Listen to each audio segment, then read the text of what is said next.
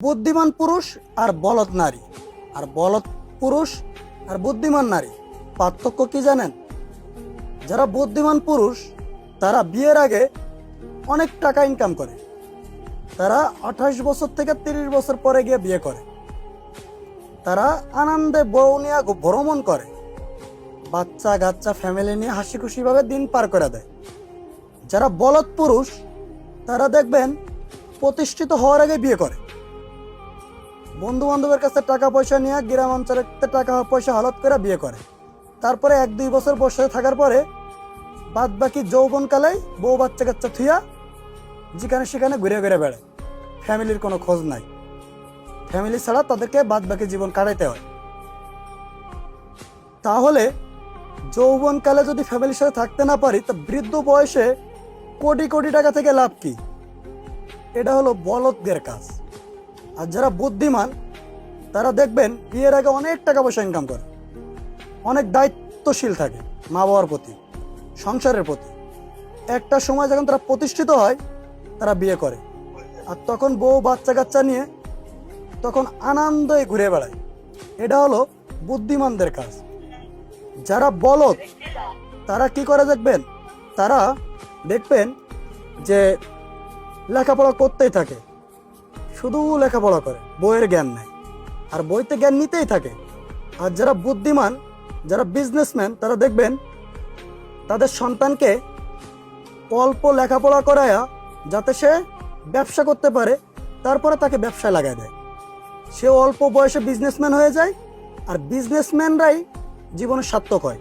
একটা কথা কি জানেন, গাধা 18 ঘন্টা পরিশ্রম করে, সিংহ 18 ঘন্টা ঘুমায়, কিন্তু বনের রাজা সিংহ গাধা না। সারাদিন পরিশ্রম করলেন কিন্তু আপনি বড়লোক হইতেছেন না। আপনার পাশের বাড়িকে 10 তলা বিল্ডিং দিলে আপনি ভাবতেছেন সে হারাম টাকা ইনকাম করছে, তাই আসলে এটা আপনার ধারণা ভুল। আপনি মাসে 2000 টাকা কামাইয়া 2000 টাকা সংসারে ব্যয় করলেন, আর আপনার ভাই 2000 টাকা কামাই করে 500 টাকা খরচ করে 1500 টাকা জমায় রাখছে। আপনার কাছে 5 লাখ টাকা আছে, আপনি R15 কিনলেন, আর আপনার ভাইয়ের কাছে 5 লাখ টাকা আছে, সে 5টা গরু কিনছে।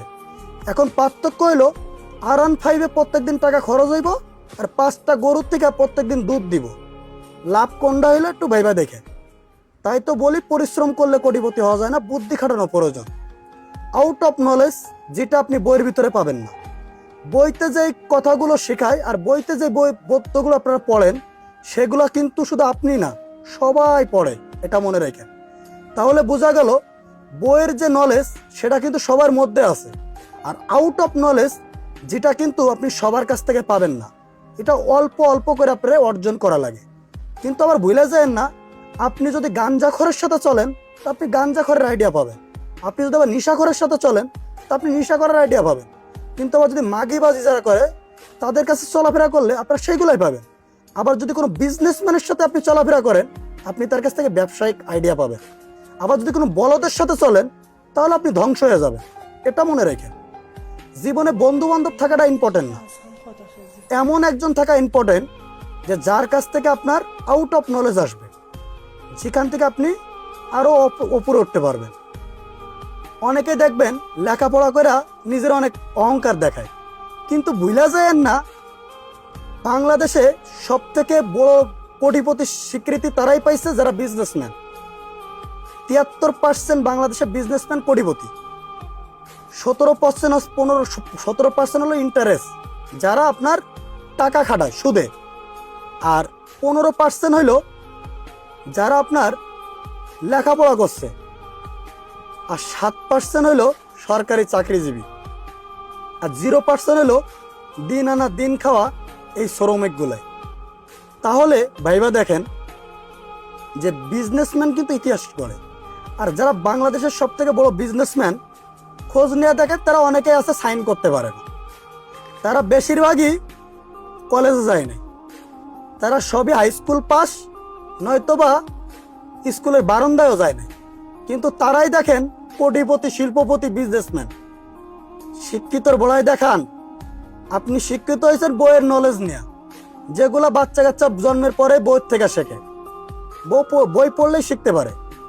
আর যারা বিজনেসম্যান হয়েছে তারা শরীরের ঘাম ঝরাইয়া নিজের বুদ্ধি কাজে লাগাইয়া নিজের মেধা কাজে লাগাইয়া, আউট অফ নলেজ কাজে লাগাইয়া তারা আজকের কোটিপতি, শিল্পপতি, ব্যবসাদার, তারা ইতিহাস গড়ছে।